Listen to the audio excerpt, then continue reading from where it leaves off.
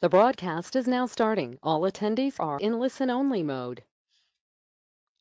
Hello, everyone, and welcome to our weekly update webinar. This is Rebecca with the Washington Food Industry Association. Just as a reminder, everybody starts out muted so that we can hear our guest speaker and don't have any background noise on the call. When we get to the question portion, I will unmute folks. So please make sure that right now on your end, you're muted so that when I unmute everyone, we're not getting feedback and background noise from where you are. And if we do get that, if you're unable to mute yourself, I can go back and mute you, but you will not be able to ask questions. So with that, I will hand it off. Thank you. And this is Jan G., President and CEO of the Washington Food Industry Association. So our agenda today will have our chair of the board, Phil Blackburn, introduce our first guest speaker. The governor's office did contact us earlier today and they asked for the last 15 minutes of our scheduled talk to give us updates and to get some feedback from you as they're developing policy questions and policy answers, and we want to make sure we're part of that. So we will have an interesting discussion with the governor's office at 3:15, so don't go away. And just before that, Tammy has developed some survey questions that the National Grocers Association has asked us on some legislative policy, and we'll be asking you to participate in that, and hopefully you logged in on your computer, because those questions will pop up on your screen and you'll be able to click yes, no, and submit, and we can go through those questions really fast. So I am going to turn this over to Phil Blackburn and let him introduce our speaker. Thanks, Phil. Hi, everyone. This is Phil Blackburn, your chairman of Washington Food Industry Association this year. And we have a special guest, John Ross. He's the president and CEO of the Independent Grocers Alliance, IGA. And John has a long background in marketing and retailing, and so he's kind of uniquely positioned and has some great knowledge to share with us today. IGA has over 5,000 stores in 30 different countries, and one of those countries is China. And so China is kind of coming out on the other side of this pandemic. And so John has some interesting ideas and things and thoughts for us as we emerge from the other side of this. So anyway, thank you, John, and I'll turn it over to you. Well, Phil, thank you for giving me the opportunity. I guess I'm supposed to turn my camera on here. I'll do that. Thank you guys for inviting me to be a part of your event today. And Phil, it's always good to hear your voice. And we've got so many IGA stores up in your fine area of our country that we want to do everything we can to support you. So I'm glad to do this and excited to talk to you. And please excuse my goofy COVID-19 hair. I was joking before the call starts. It looks like I'm auditioning for a boy band or something. It looks awful. But I do have the courage to still do a video conference call. So hopefully that engenders me to the audience before I start speaking. Okay, so let's, what are we seeing globally through the perspective of grocery retailers? So IGA, as Phil said, there's almost 6,000 grocery stores with IGA banners on the outside of them worldwide. Our largest market is Australia. Our second is the United States with about 1,200 stores and growing. Yeah, well over 1,200 stores now, and then China with 1,000 stores, also a growing market for us and has been for years. But we also have stores in Russia and South Africa and Fiji and the Caribbean and South Korea and Singapore. And so the unique perspective you get from independent grocers who are fighting the good fight as the pandemic rages both globally but also behaves differently in their local communities gives us a rich source of data. Now, I'm not talking about data that you would want a medical expert to talk about. So I'm not going to be really talking about infection rates or any of that kind of thing today. What I'm talking about is data that we retailers understand, and that's comp sales. Because if you look inside the comp sales of an aggregation of retailers, you can make judgments about shopper behavior and about how the shoppers are feeling about procuring food for their families. And perhaps we can use that data then to predict what was likely to happen in other markets that are farther behind on the whole COVID-19 infection scale. Our corporate office is in Wuhan, and our deputy director there and our director of IGA China and most of their team are located in that marketplace right there in Hubei province. And so we have been getting daily updates since the beginning of this crisis. And so what I'm going to do is I'm going to take you through a series of sort of cycles and key events that took place in China. Many of these are going to feel very, very similar to what we've been experiencing here in the States.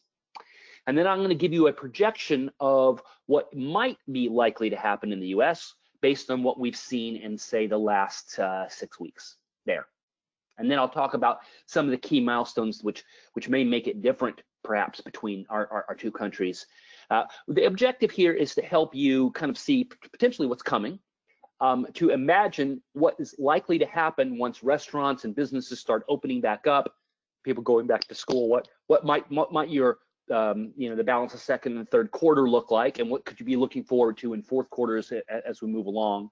And then I'll talk about some of the things that we did in our stores there to ensure that the sales associates and our shoppers were safe, because the learnings from China that kept our thousands of associates safe there should provide some confidence to us here in the States, because I'll start by saying that to the best of our knowledge, no IGA associate in China was diagnosed with the infection. Now, there's always this issue of a spread between illness and testing, and we've certainly had that problem here, but we kept our sales associates there healthy. We kept our supply chain relatively intact, and none of our stores were shut down as a locus for infection. So if we can do it in a marketplace, like some of these markets in China are very rural, are very isolated. Some of them are big cities too. If we can do it there, we can do it here.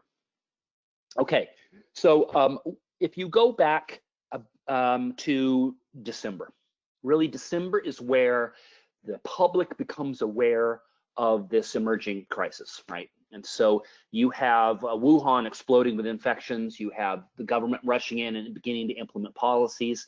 There certainly were infections going on weeks before, but where it enters the public psyche in social media and in government media, because all the media there is government controlled, where it enters the psyche is really in December. And between December and January is where you see this radical change in shopper behavior inside grocery stores. So you saw panic buying, you saw shelf clearing on durable food products, canned goods, rice, beans, these sorts of things.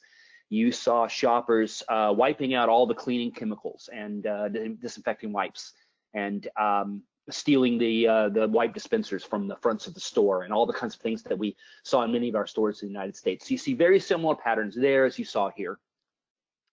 And then as the process matures, as the government shuts down dine-in restaurants, as they shut down schools, they shut down all public gatherings, entertainment, theaters, all the rest of the same kinds of things that happen in the States, what you saw is a moderation and a switch from panic buying. It's a little bit of panic buying, but you see a switch to sustained food purchases, complete baskets, meal purchasing, but at an accelerated rate.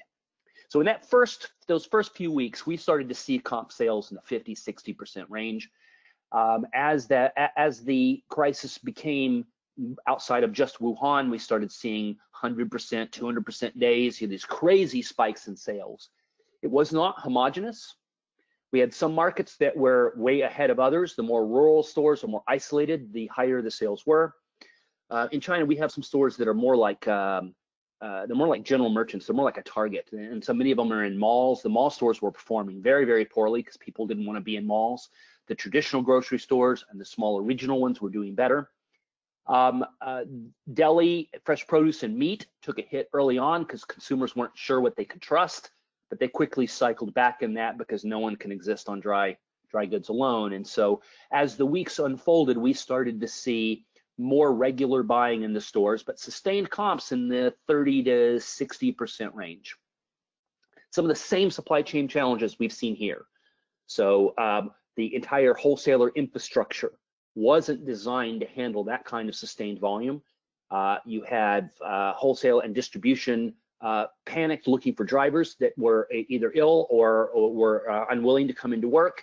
We had labor shortages in the store with people being afraid to come in. We had to pay increases and do appreciation bonuses, stay bonuses. We had to do a lot of things in order to keep the associates motivated. And I know a lot of independent grocers in the US have done the same. A lot of IGAs have. But I would say the thing that kept our stores operating and kept our associates not only in the stores, but motivated to be in the stores was, I would say, three things. So one of them is a communication and education strategy, not just on hand washing or wiping down surfaces, because we certainly did that, but education about how critical it was that the local grocery store stay open. And about and so there was an internal propaganda campaign. I hate to use that word that strongly, but it's essentially what it was, that talked about the work that you do keeps your family and our community's families going. And that campaign proved to be highly motivational. I've seen it happen in the States with both retailers and industry associations. IGA did it too. We ran a picture of a Clark Kent style character, ripping his shirt open, and instead of a Superman logo, there was an IGA logo underneath. This kind of putting grocery workers into the same breath that you might put emergency responders as being a critical part of the economy. That was different thinking for China, and we used that effectively to keep the store associates motivated.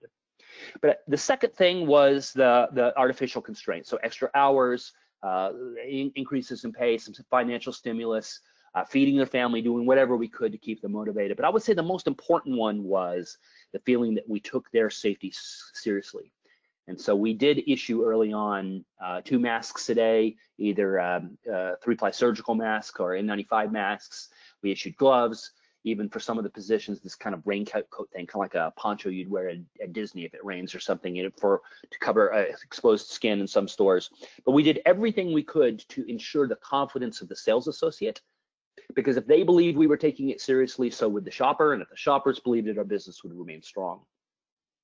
During this period, we did see price gouging. We saw it happen in some instances. I would say in one of the instances where an authoritarian government has advantages over a democratic one, the Chinese government swooped in and exposed and fined heavily suppliers that were artificially raising the cost of goods sold, and it stopped pretty quickly, almost as quickly as it began. The other thing that we saw as it was moving along is a shift in shopper psyche. So in the beginning, there's a lot of fear and panic. As they moderated, so think about March 1st to April 1st, that kind of cycle here, that would have been from December into mid-January there. We started to see the shoppers becoming more comfortable being in the stores, getting used to seeing people in masks. That's kind of a scary thing. They got used to their cycle, and we started seeing appointment shopping. And by that, what I mean is that they developed a new routine, whether they were working or not, a new routine for grocery shopping. They increased number of transactions. In some stores, an increase in average ticket in all stores, as they figured out how to shop in this new norm. And that has sustained. Appointment shopping has sustained. As the number of infections began to decline in most provinces, and when Wuhan reported no new infections, that was a day, on a day count, that was about a day 105, 110, somewhere in that range. And in that moment, the press, the social media, the rhetoric in their communities shifted from this overwhelming fear that we had a sort of a freight train speeding along unchecked to something that might be able to be controlled. And so you can see a change in that consumer psyche happen in comp sales. And we shifted from, days in the 50s, the 60s, and 70s, we shifted down to what I would call sustained 20s.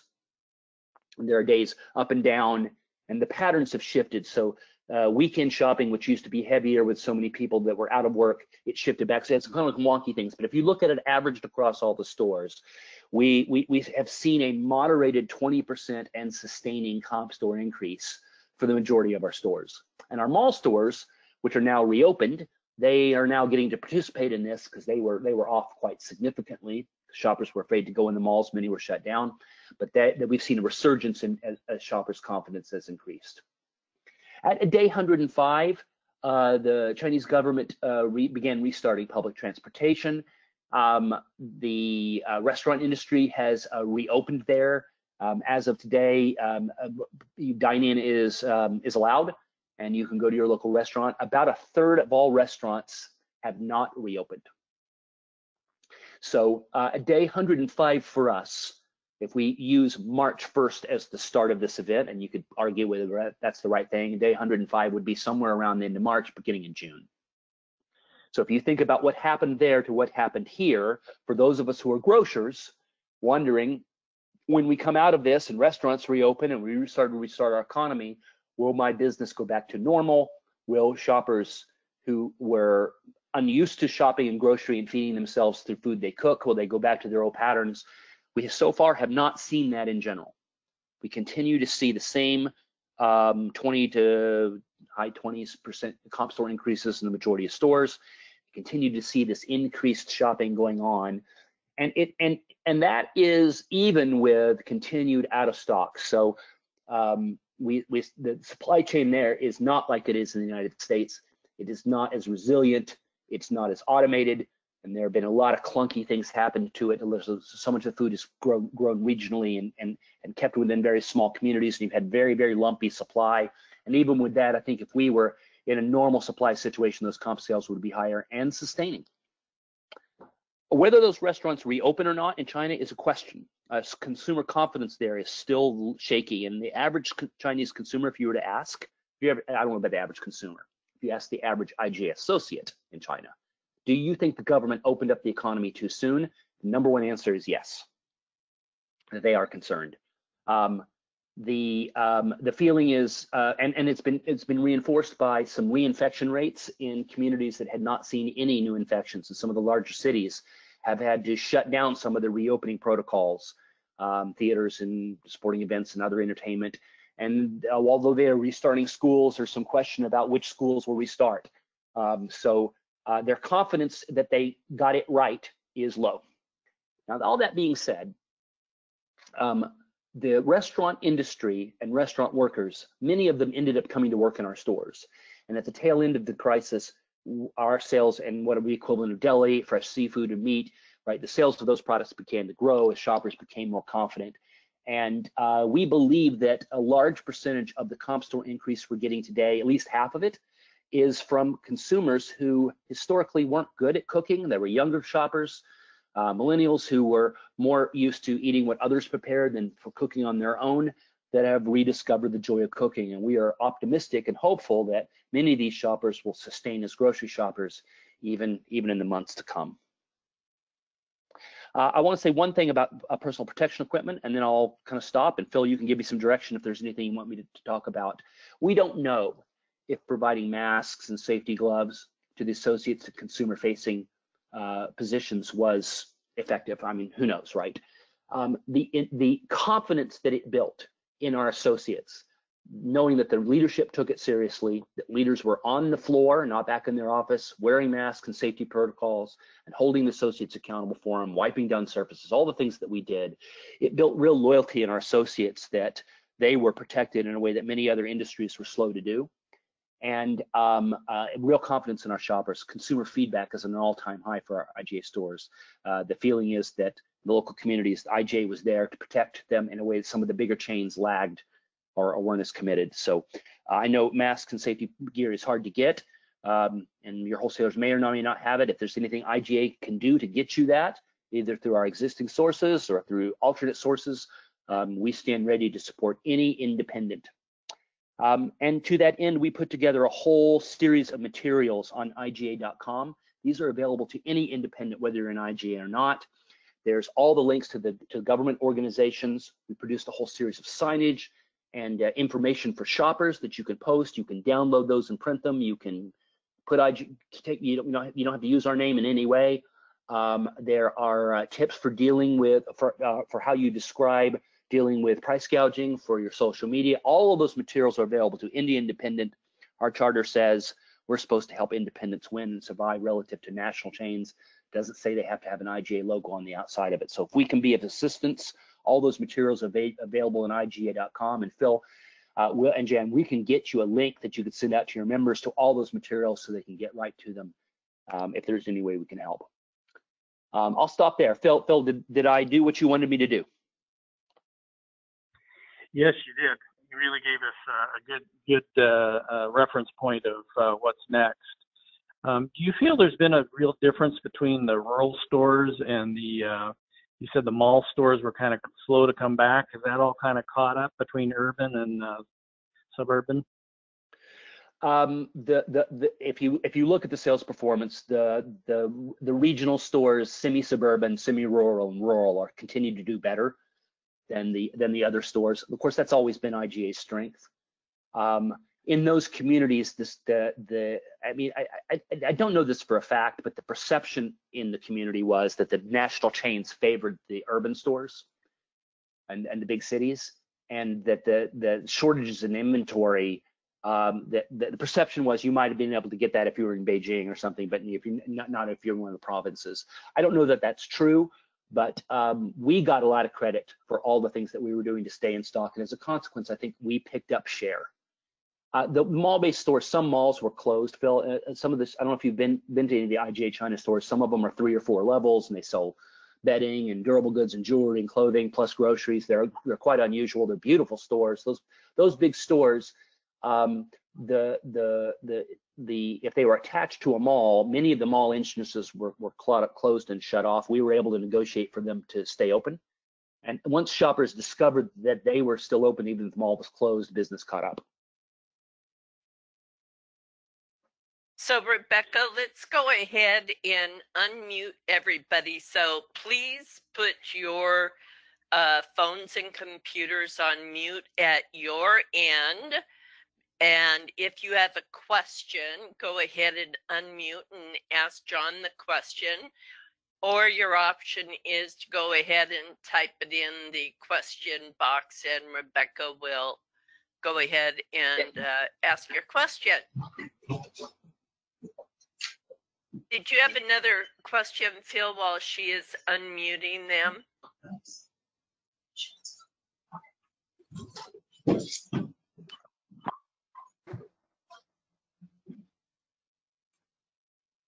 So there's one comment here. Great information. Thank you. I thought I saw a question coming in there also. Are you able to look at that, Rebecca?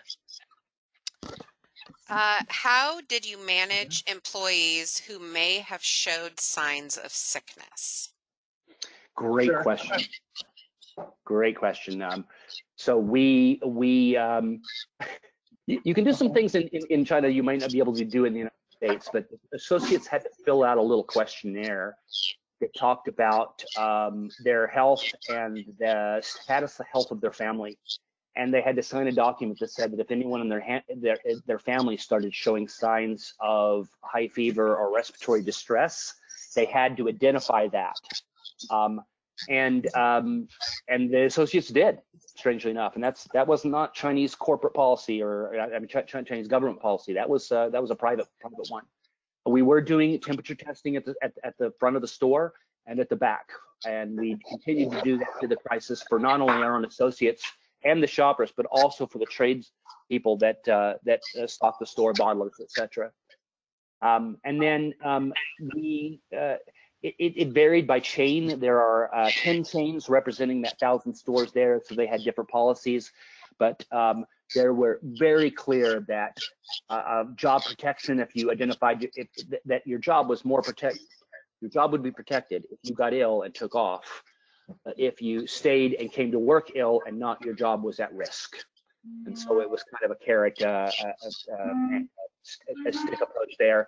And then in many instances, the retailers paid additional sick leave time to ensure that anyone who was remotely afraid of being ill but needed a paycheck continued to get paid. I'm finding quite a bit of backlash from associates now that we're requiring masks. Did you see that, and what was your response? It's a great question too. In Japan, it's very common. In Singapore, for example, it's very common to go on the streets and see, consumers walking around with masks. Not so in China. You might see it in Beijing or Hong Kong, but you won't see it in the provinces unless someone is ill, or the very elderly. You will see that happen. But culturally, it wasn't as common as you might think.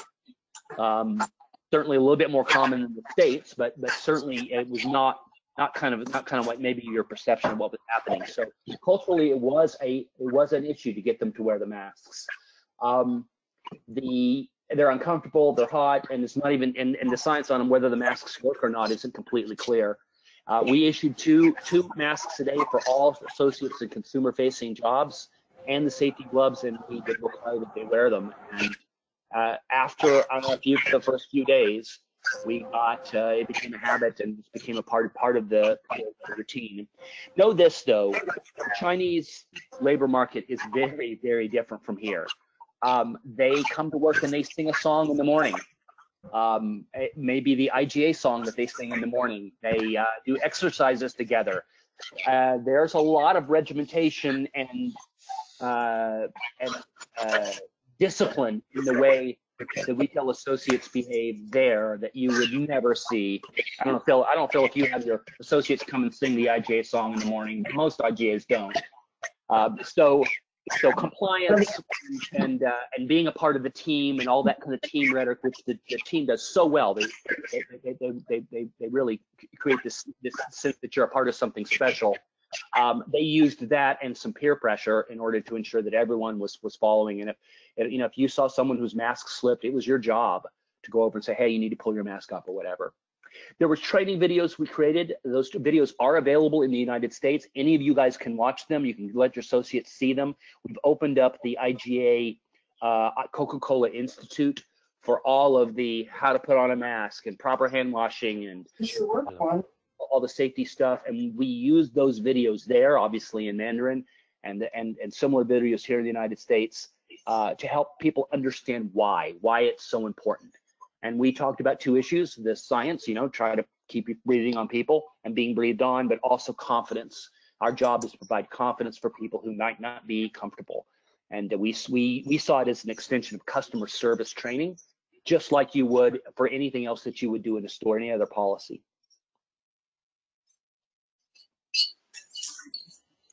Did you require customers to wear masks, or did you ask customers if they were sick? So in the beginning of the crisis, no. And in the beginning, we were not temperature testing. Most of our stores, I'll say this, the majority of our stores sell masks. The surgical masks are being sold in the pharmaceutical portion of the chain. It's culturally appropriate. If you are feeling ill, you put a mask on. So our stores sold them. Most of our stores gave away masks and continued to give away masks to shoppers as they came. And later on, the Chinese government mandated that all people in public wear masks. And so our policy, we didn't have much shopper pushback, and in fact, most of them were very pleased to be getting a mask.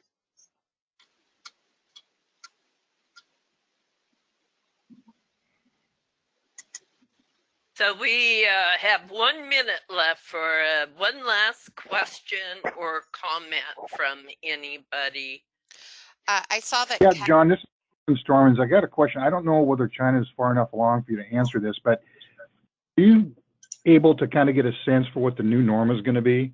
Are we going to be having shields at the check stand and one-way aisles and temping our employees and wiping down touch points for the foreseeable future, or is that kind of changing?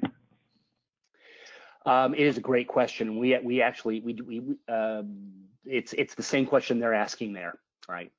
I will say this: we haven't seen normal there yet. So their abnormal was way more abnormal than anything that we've had here. They had QR codes you had to be scanned into public transportation or public buildings and scanned out. They were tracking individual citizen movement and doing a lot of things, like I say, that authoritarian governments can do that we can't. I'll say this also, China's industrialization, they went through their industrial revolution. You can make a case they're still going through it, way later than we did. And they are a heavily polluted and often a very dirty country. And so if you remember in the 70s and 80s, driving along the side of the road and seeing trash and pollution everywhere and all the rest of that, they still have a lot of problems with that. And food safety is an issue in many stores. It's a big issue that we do there, like getting people to follow proper safety protocols in big chains. And so there's a lot of issues with cleanliness and hygiene and proper discipline. There's things that would happen in a Chinese store that you would never accept in a grocery store in the United States. One of the things they're talking about is it has accelerated their cleanliness standards up to the standards that the owners wanted, but it's culturally was hard to move along. And they're thinking that there's a positive that will come out of this, which is to adopt more Western style hygiene and safety standards, safety protocols inside their stores.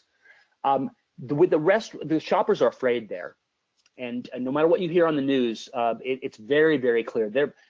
Some people are fine going out in public again and getting on a bus or public transportation. People are wearing masks in public, even though they don't have to do it anymore. Everyone's still wearing a mask. They come to work, they keep the masks on. There's a level of fear that the government moved too fast, and so I don't think we've seen the new norm yet. And then the other kind of really ugly thing is that a large number of independent restaurants didn't survive. Now, someone will swoop back in eventually and pick up the share that they did, but the shutdown in the economy was real and palpable. The Chinese government doesn't release real numbers, but we know that they're going to retrench for the first time in more than a decade. And the consequence to small businesses outside the grocery industry have been material. And so there's real fear that even as the disease effects dissipate, the average disposable income of the Chinese consumer will be less. And we don't yet know what that effect is. And like I told you before, we're still seeing really, really high comp sales in our stores. I didn't mention e-commerce. Most of our stores are e-commerce enabled, and our e-commerce business exploded there like it did in the United States. The labor ratio, labor per dollar of sales in their stores is lower than it is in the States, and they were able to sustain it for longer. But I'll tell you, the other thing that's going to happen is e-commerce rates and delivery rates and fees are all going to have to go up, because when it pushed that as a percentage of business from 11% to 25%, a lot of the cost structure broke down. And so I think the other thing that we're going to see here over the next few months is a radical increase in delivery charges and pulling and packing fees, because no one can afford to do what we're doing. Did I answer your question? Thank you Okay, one last one, because we're over time. Go ahead. Who was that, Kevin? No. I was just asking if I answered the question. Oh, I'm sorry, John. Yes, thank you. Okay, good. Well, hey guys, I'm sorry I went over, but thank you for inviting me to be on your call. We thank you very, very much. It was very informative, and we might pull on again later as you see things develop. You're welcome to stay on our call if you'd like. It goes till 3:30, or sign off now. We won't be offended. But thank you so much, John. Well, I'm going to stay on because I'm curious to hear what your governor has to say. So I'll stay on, but I'm going to shut my camera off because no one needs to see a redhead any more than you have. So here we go. Thank you, guys. Thank you. And Phil, thanks so much for arranging for John to join us. So I'm going to jump right in so we cover a few things with y'all before Nick Julie from the governor's office joins us at 3:15. First, I want to let you know that we did have a conference call with staff from the governor's office and emergency management. And as of Monday morning, there have been 24,000 complaints filed with the governor's office against grocery stores. Some of those complaints have come from employees, and some have come from customers. But the top two complaints, the top complaint was that the employees and customers were not wearing masks. And then a close second was that people were not social distancing in the stores, that there was no control over the social distancing. So as we have talked every single week, these are the top two important things for us to focus on. But 24,000 complaints just since the governor's office opened up that that complaint form in the last less than 2 weeks. So we, as industry, obviously have to do better. The one thing I will note, and of course the big national chains have more locations than we do, but the vast majority of those complaints were against the national chains. But if those complaints cause further regulation mandates on the industry, we all go together.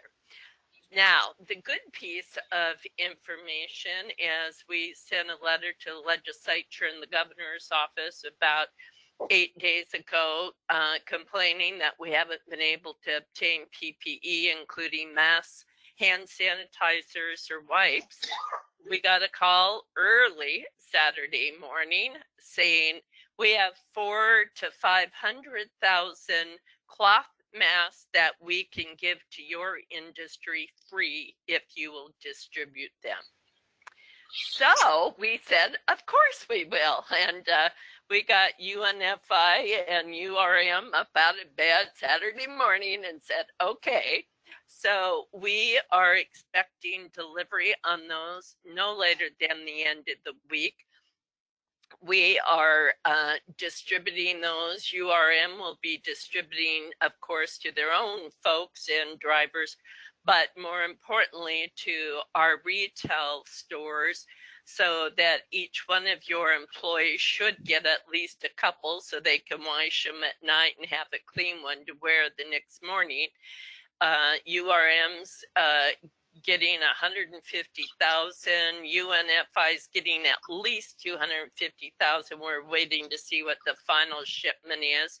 And then we're going to be distributing out of UNFI's warehouse to our 3 convenience store locations, Harbor, McLean, and Core-Mark. So getting those final numbers. So we hope by the end of next week, after everybody has gotten a delivery of their groceries, along with those masks on your grocery delivery, that your employees will have masks to wear, and it will make it easier for you to then strongly encourage, as John was pointing out, but strongly encouraging them to wear their masks, because again, these complaints have come from both customers and your own employees.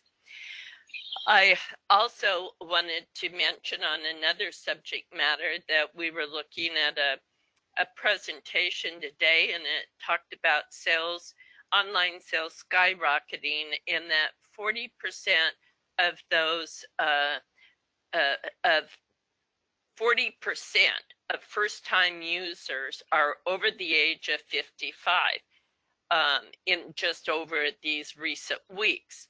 So we can see that a lot of our elderly, senior citizens, and vulnerable are going online. Congress is really driving a lot of dollars into SNAP and WIC. And in fact, the package passed the Senate today. We haven't gotten word on what exactly is in that, but we did hear from one of our national organizations that there was like a 400% increase in funding for fresh produce, fruits and produce for SNAP and EWIC. And again, there we go. That creates new challenges for us, because our independents have not been authorized, but you can be for your SNAP online sales. And EWIC, we sent a message back that we wanted to make sure that those new dollars for fruits and vegetables were applied onto the card and were not farmers market type coupons. So it's we gotta do better. We gotta figure out how to make sure every one of our members has an opportunity to be authorized as an online SNAP retailer, because that's where it's at right now, and I think that it's not going to go away in the future. And so we've taken some action steps, and I asked Rebecca to just quickly cover that so you know what opportunity is available for you. Thank you, Jan. So, yeah, last week, I believe it was last week, I listened in on the NGA Snap Online sales call, and we'd brought that up on our webinar, and I had some interest from our stores, so I sent out the link for that. Afterwards, we had an opportunity to reach out to NGA and to NGA's tech team to see if we could get a more informal phone call where our members would have an opportunity to ask questions, to talk with their tech team about, things that work and things that don't work. We also reached out to Jimmy Wright of Wright's Market down in Alabama. He was also presenting on the NGA call, and he said that he would be willing to call into this phone call as well and kind of give his perspective on what worked for his store, and offer some advice if that's what people are looking for. So if that's something that you're interested for your store, I didn't set up a webinar. Again, this is a regular conference call, so it's not a registration link. But if you are interested in having the call information sent to you, you can reach out to me. My email is rebecca@wa-food-ind.org. And if you didn't write that down quick enough, you can get my information from Jan as well, or call the number and it will be forwarded to my phone. And I encourage you to reach out to me. The call is on Thursday, this Thursday, the 23rd at 10 a.m. So please reach out to me as soon as possible. Thanks. Thanks, Rebecca. And quickly here now, I'm going to turn it over to Tammy, and Rebecca's going to put some questions up on your screen if you're on your computer. Tammy, take it away. Well, good afternoon. Yeah, a lot's been happening, and we have Nick who's going to sign on here in just a few minutes. But some of the questions that we have for you, we're still trying to figure out where some of your challenges might be. And as Nick discusses with us today, kind of where the governor's office is moving, we want to be sure that you're prepared. And so in order to do that, we need to understand where we can still help you, and what are the challenges you're still having. We also had ESD reach out to us on some worker issues. So you're going to have some questions on PPE and also on employees, just a few of them. But if you could please answer these questions, it will help us. And I'm not sure if Nick is on the phone yet. Let's just bounce through these. Oh, hi, Nick. Hey, I've been on for a little while listening. You guys are amazing, but feel free to do anything else you need while. Okay, no, Tammy, quickly go through that, please. So, the questions? Yes, because I know Nick is interested too in this. Okay. So they can't all go up I have to put them up one at a time and close each one out. So the first one's been up about a minute. I'm going to go ahead and close it. It should, it should be up on your screen. So if you haven't answered it, please answer. And I'm going to close in right now. Okay, great. Thank you. Are you closing the whole? Oh, okay. So the first one is asking if you had PPE issues, which we know you are, but we're trying to identify where. And here we want to know, obviously you just heard the great news about the mask, but mask, sanitizer, or the disinfectant cleaner, please mark that. Mark it now. We're going to close it. 1, 2, 3. Okay, Tammy, let's go to the next one. Okay, the next one is going to be on the FEMA site. So, we've been trying to make sure any PPE information that we find, we are sending over to FEMA so it can get all posted on there. So I wanted to make sure everyone knew that, and have you accessed it? And feel free to email me if you've had some challenges with that or some problems. I'd really like to hear, you know, other issues that might be going on, because that site is supposed to help you get anything that you may need. Okay, and then our next questions have to do with your employees. So we really want to know about your workforce, and are you having challenges maintaining an adequate workforce is our first question. Employment Security is asking if we need a special program. We asked for it 3 weeks ago, but they just didn't have the resources. They asked us this week if we're still interested, and that's why we're asking the question. Okay. Okay. And then if you're having problems attracting new employees, just with everything going on, that's the additional question. And for those of you that answered yes to the question before this one, you know, feel free to reach out to me, because if I know what regions are having trouble, we can focus with the work source or in that area and see if we can help. And I think you've got one last question, right? Yes. Yeah, and we're just trying to understand, are you having any challenges around sick leave? You know, our employees utilizing that quite a bit, and what that's doing for your workforce. So, okay, well, it looks like we've got some good responses here. So Rebecca, with that, are we able to put this up on our COVID-19 site for those who weren't on their computer to answer? Could we do that after we wrap up today? Yeah, I'll talk with Melissa about getting that set up. Okay, super duper. Thank you. And thanks, Nick, for allowing us to do that. Yeah, definitely. So I want to introduce Nick. Nick Struley is the Director of Government Relations for Governor Inslee's office. He's been such a great help to us working through all of this. And so he wants to give us a little update on what the governor's office is doing. So with that, Nick, I will turn it over to you. Thank you. Thank you so much. That was a very kind introduction. And this has to have been it's the most sophisticated webinar I think I've been on during all of this, you know, move to electronic conference calls. I've never seen a live poll be taken. That was really cool.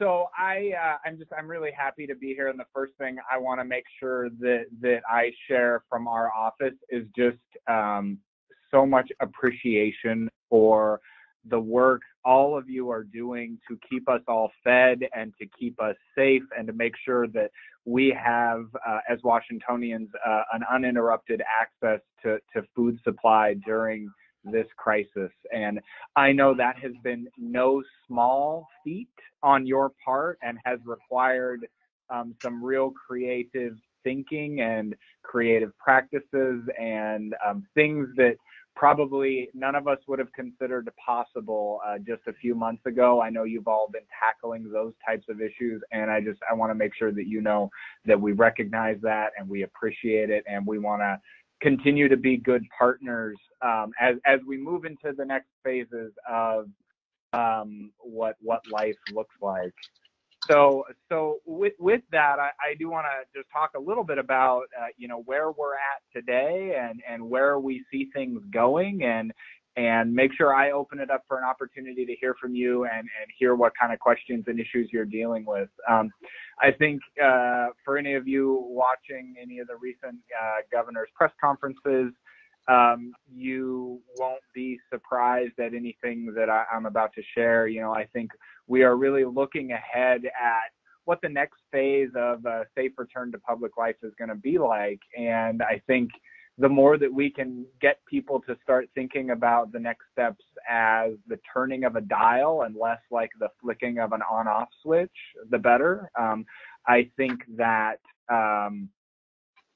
you know, the concept of physical distancing is going to be something that we live with for probably quite some time. And I think that the extent that, you know, any part of our workforce can continue to telework and work from home those things are all going to be helpful as we move into these next phases. You know, the thing that we are watching for and cognizant of and want to be super careful about is that we do not want to have a second round increase in cases and fatalities that causes us to have to go backwards. You know, we want to make sure that we keep everybody safe, and that we are able to return to some type of business activity that also, you know, complements that. We recognize that you know, the idea of unemployment being as high as it is and business activities being as interrupted as they are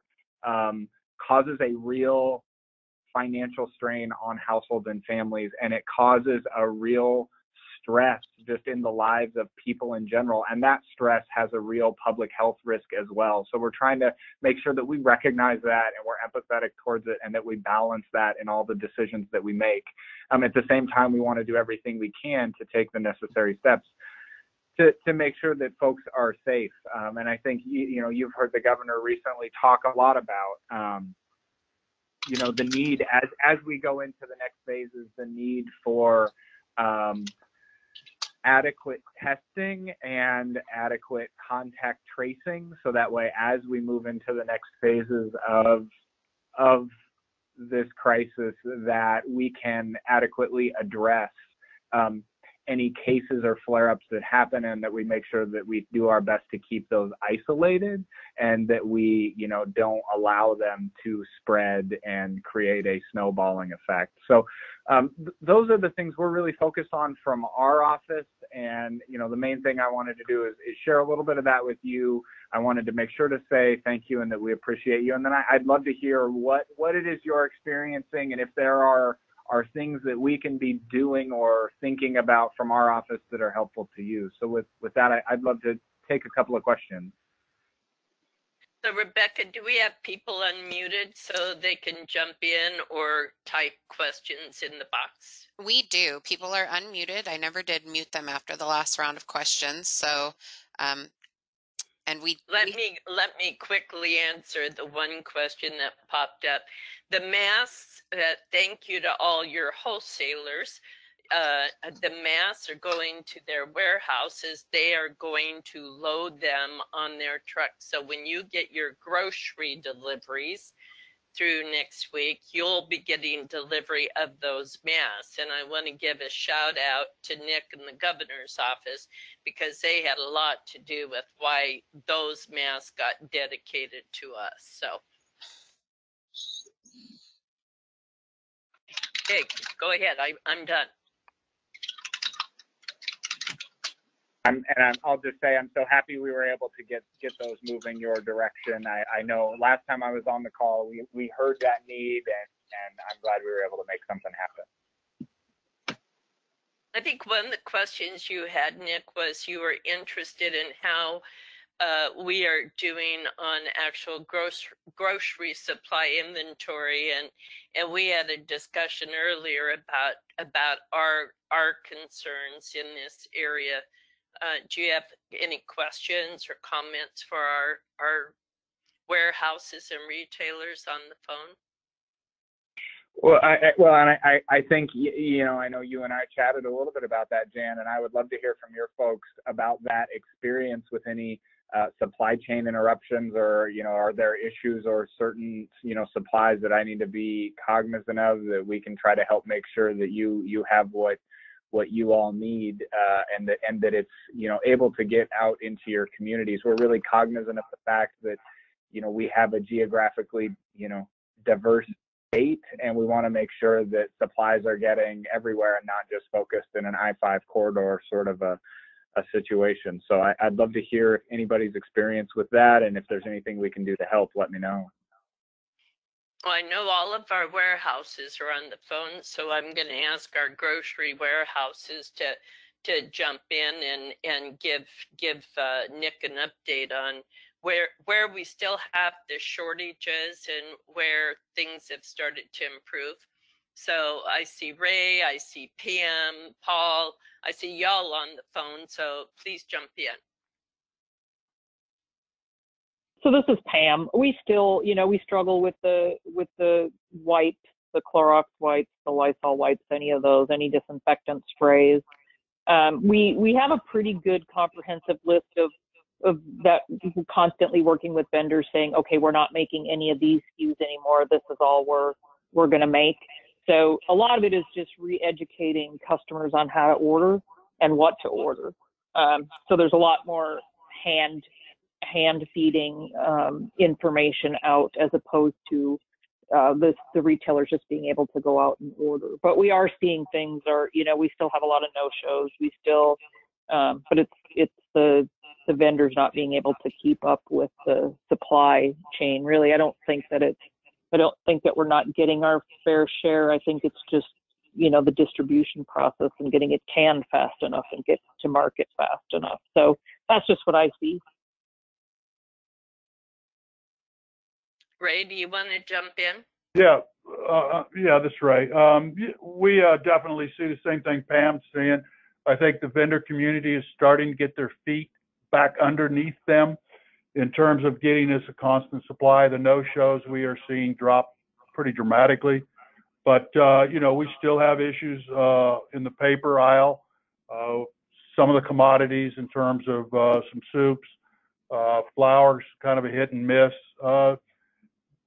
We do get the inventory in, and we don't even put it away in the warehouse. It goes out that same day. So we've got to figure out how the CPG companies, the manufacturers, can increase the demand that our stores are requiring, so that we can get a constant supply going to the stores and meeting their customers' needs. I think Agree, that's really 100%. Are you still seeing, I know there were a lot of reports, and we talked about it early on, there were a lot of reports about runs on your grocery stores. Has that dissipated, or are you still seeing an elevated demand beyond what your standard before really was? I would tell you, I think all the stores are seeing an increase in volume. They're seeing less customer counts, but higher basket sizes. They're still panic buying because we cannot provide a constant supply of categories like the paper, the wipes, and disinfectants, so that when they do appear, you're seeing consumers pick up more than what they need in a week or two supply.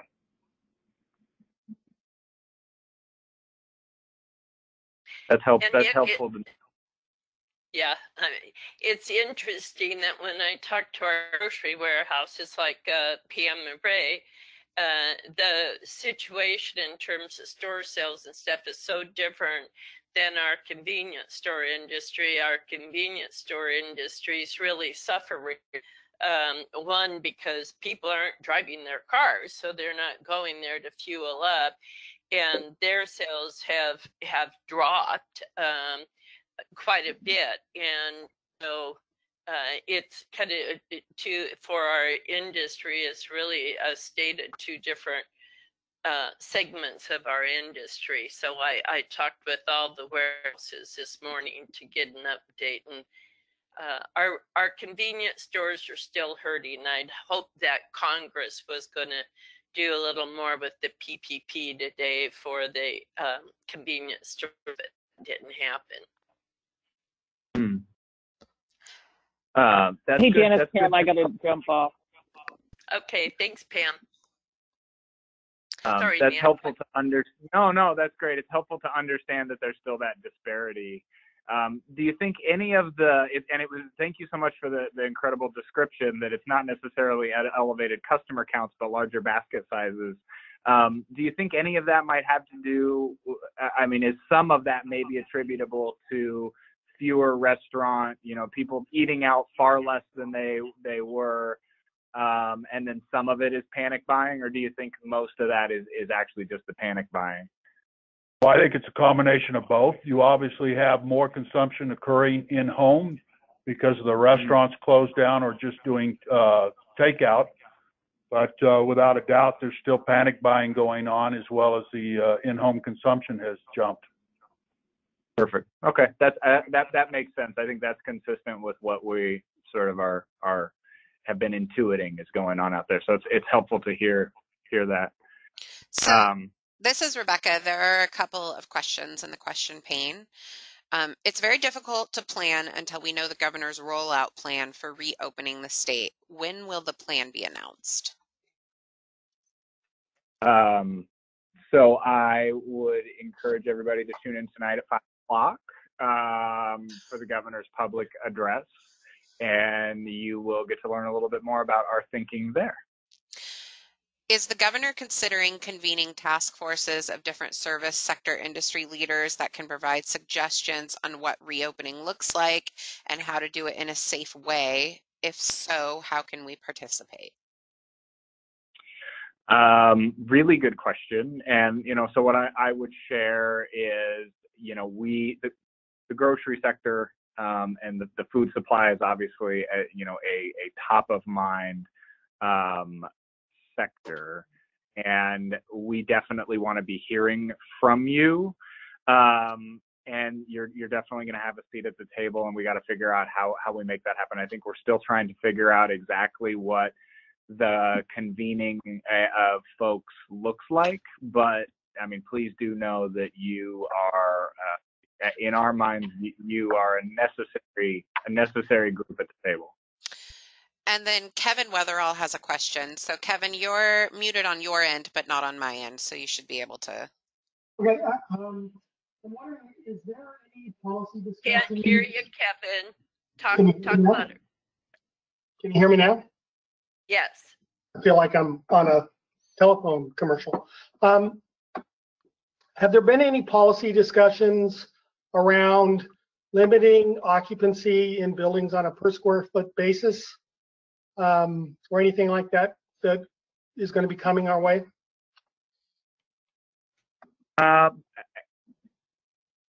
No. Well, I mean, I should say I haven't been involved in any conversations related to that. I know I've heard other states making, similar sort of like percentage of occupancy sort of requirements. I haven't heard it in the square footage necessarily, but I have heard other states moving towards percentage of occupancy.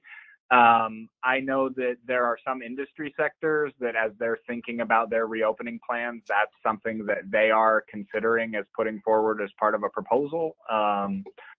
So it's an idea that's floating around out there. I haven't heard it necessarily in the grocery store or convenience store sort of a conversation, but is that something you all are considering? No.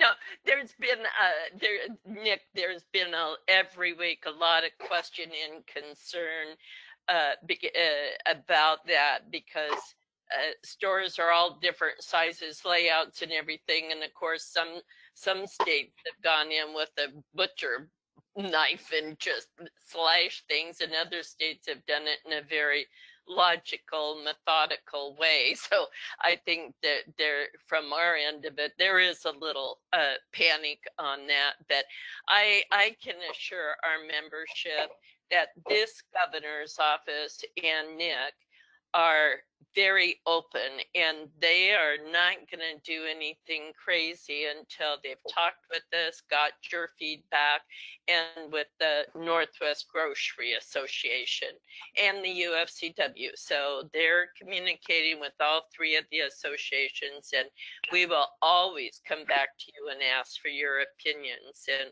in fact, I'm going to ask you, for any of you that have thoughts for Nick on how to safely reopen, and particularly from a grocery industry or convenience store industry perspective, submit those ideas in to me, and we will compile them and share them with Nick. Yeah, I think just to build a little bit on what Jan mentioned, I mean, my whole job and the way I view my role is really making sure that we have dialogues just like these and many others that we've had in the past prior to making any decisions or taking steps, because it's really important to understand it's easy to sit here and come up with ideas. It's something completely different to have to implement them. and you all are on the implementing side of a lot. And I've been on that side as well, and I know the importance of getting the feedback from the people that actually have to go and make these words that we put on paper here a reality. And so, we're really committed to keeping that dialogue going forward. So, Nick, I know how tight your schedule is. It's amazingly tight, and I appreciate that you allowed us to go 5 minutes over. The governor's press conference can be seen both on TVW and then online, correct, Nick? Yeah, and I'm not sure if the local news stations will be covering it, but it can definitely be found on TVW, and would encourage all of you to tune in tonight. Thank you so much, Nick, for your time, and to all of our members. Tammy, thanks for getting Nick scheduled here. Appreciate you all. Thank you, and have a good afternoon. And we hope 5 o'clock is a great press conference, Nick. Yeah, thank you. Thanks again for having me. Yeah, take care, everybody. Bye-bye. Thanks. Bye. So again, any more comments or suggestions, please just send in emails to my attention, and we're all at the office working together to pull all your comments and suggestions together. So we'll talk with you next week, if not before. Thanks. Thank you. Thanks, Jan.